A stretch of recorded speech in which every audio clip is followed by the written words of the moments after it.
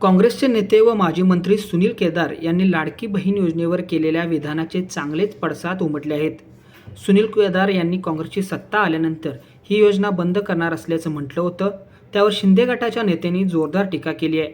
ठिकठिकाणी त्यांच्या विरोधात शिवसेनेच्या वतीनं आंदोलने करण्यात येत आहेत. आज कोल्हापुरातही शिवसेना महिला आघाडीच्या वतीनं सुनील केदार यांच्या वक्तव्याचा तीव्र निषेध करण्यात आला. छत्रपती शिवाजी महाराज चौकात जोरदार घोषणाबाजी करत सुनील केदार यांच्या बॅनरला जोडे मारण्यात आले. तर ही योजना बंद करण्याचा प्रयत्न केला तर खाली डोकं वर पाय केल्याशिवाय राहणार नाही, असा इशारा शिवसेनेच्या उत्तर शहर प्रमुखा सिद्धी रांगणेकर यांनी दिलाय. नमस्कार, मी सिद्धी गणेश रांगणेकर, कोल्हापूर उत्तर शहर प्रमुख, शिवसेना शिंदे गट, बहीण लाडकी योजनेचे अध्यक्ष. आज आपण इथं आंदोलन करण्याचं कारण म्हणजे सुनील केदारनी जो बहीण लाडकी योजनेवरती योजना बंद पाडायचा जो निर्णय घ्यायला लागलेत, हा निर्णय आम्ही सर्व बहिणी घेऊन देऊ शकत नाही. कारण की ह्या बहिणींच्या चेहऱ्यावरचा जो आता आनंद आहे तो त्यांना बघवत नाही. त्यांच्या पोटामध्ये गोळे उठलेत, त्यांच्या पायाखालची जमीन सरकलेली आहे. त्यामुळं त्यांचं हे नाटक चालू आहे. पण महायुती सरकारने कोणताही भेदभाव न ठेवता सर्व बहिणींना हा लाभ दिलेला आहे. कोणता जातीचा भेदभाव ठेवला नाही किंवा पक्षाचा भेदभाव ठेवलेला नाही.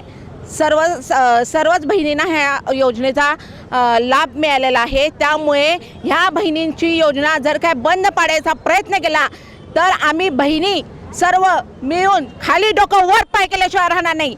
ही आमची सर्वांची तुम्हाला एक हे सांगते, हे आमच्या सर्व महिलांकडून तुम्हाला दुहाई आहे. दरम्यान यावेळी बोलताना महिला आघाडीच्या अमरजा पाटील म्हणाल्या, काँग्रेसचे आमदार सुनील केदार यांनी जे स्टेटमेंट दिलेलं आहे की काँग्रेस सत्तेत आल्यानंतर लाडकी बहीण योजना ही योजना आम्ही बंद करू, तर मला काँग्रेसवाल्यांना फक्त एकच प्रश्न विचारायचा आहे की लाडकी बहीण योजनेमध्ये CM साहेबांनी लाडक्या बहिणींच्यासाठी फक्त एक 1500 रुपयाची बहिणींना ओवाळणी म्हणून त्यांनी ही योजना सुरू केली होती, जी कुठेही बंद पडलेली नाही किंवा कुणाला पैसे मिळालेले नाहीत, असं काहीही झालेलं नाही.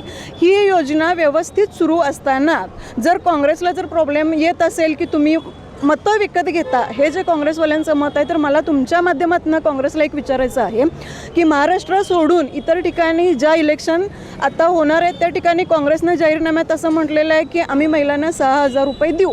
मग तुम्ही काय करायला लागलं आहे? 1500 रुपये बहिणींना ओवाळणी जर आम्ही देत असू त्याला तुम्ही म्हणताय मतं विकत घेताय. मग तुम्ही काय करायला लागलं आहे? राहुल गांधींचं जे स्टेटमेंट होतं कर्नाटक इलेक्शनमध्ये की खटाखट खटाखट खटाखट, तर ते काय होतं ह्याचं उत्तर त्यांनी मला द्यावं. या आंदोलनाप्रसंगी शिवसेनेच्या महिला पदाधिकारी व कार्यकर्त्या मोठ्या संख्येने उपस्थित होत्या.